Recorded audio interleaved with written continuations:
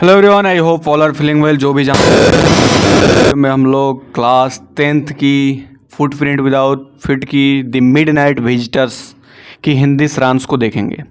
The midnight visitors Robert Arthur द्वारा लिखी गई एक जासूसी कहानी है। कहानी एक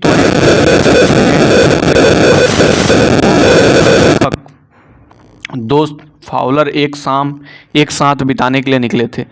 जैसा कि दो लोगों ने बात की, ओसेम्बल ने उसे बताया कि फाउलर ने उसे गुप्त एजेंट के रूप में देखा होगा जो जासूसी और खतरे से निपटता था और रात में रहस्यमयी आंकड़े, शराब में पिस्तौल और ड्रग्स की दरार की कल्पना करता था। इसके विपरीत जब फाउलर ओसेम्बल से मिले तो उन्होंने उत्तरार्ध को एक गोल मटोल दिखने वाले जासूस के रूप में पाया जिसने फ्रांसीसी और जर्मन के साथ अमेरिकी लहजे में बात की। जब से वह 20 साल पहले पेरिस से बोस्टन पहुंचे, जल्द ही दोनों ओजेबल के कमरे की ओर बढ़े। उन्होंने दरवाज़ा खोला और प्रकाश पर स्विच किया। जब उन्होंने कमरे में प्रवेश किया तो फाउलर ने एक आदमी को कमरे में एक छोटे से स्वचालित पिस्तौल को पकड़े हुए देखकर चौंका। ने तुरंत दूसरे आदमी को पहचान लिया। वह एक गुप्त एजेंट है। मैक्स उन मिसाइलों से संबंधित रिपोर्ट की मांग करने के लिए आया था जो ओसेबल उम्मीद कर रहे थे। इसी बीच फाउलर सदमे की स्थिति में था और इस तरह से एक गुप्त एजेंट से मिलने के लिए यह अब तक का सबसे दुस्साहसी अनुभव था। इस बीच ओजेबल ने मैक्स को ध्यान हटाने के लिए कमरे की खिड़की के नीचे बालकनी की अपनी काल्पनिक कहानी शुरू की। बस तब किसी ने दरवाज़ा खटखटाया और यह तब तक जारी रहा जब तक कि थंपिंग जोर से और अधिक लगातार नहीं हुआ।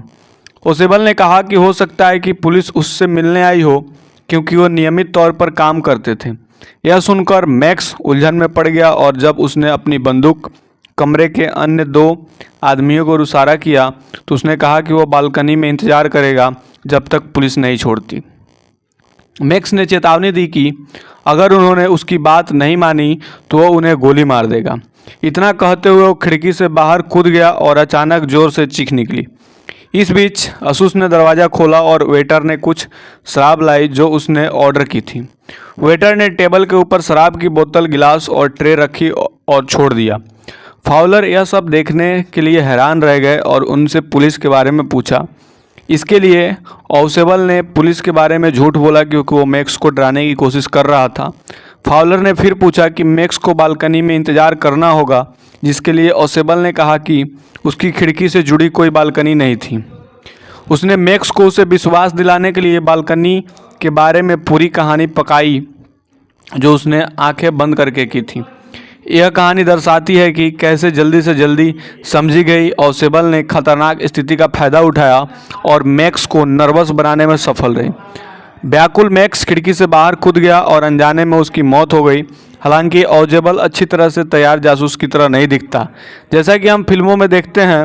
वह एक सरल गुप्त एजेंट था। उन्होंने मैक्स को पछाड़ा और खुद को अपने दोस्त फाउलर को जानलेवा स्थिति से सफलतापूर्वक बचाया। आपको कैसी लगी हिंदी सारांश कमेंट करके बताएंगे।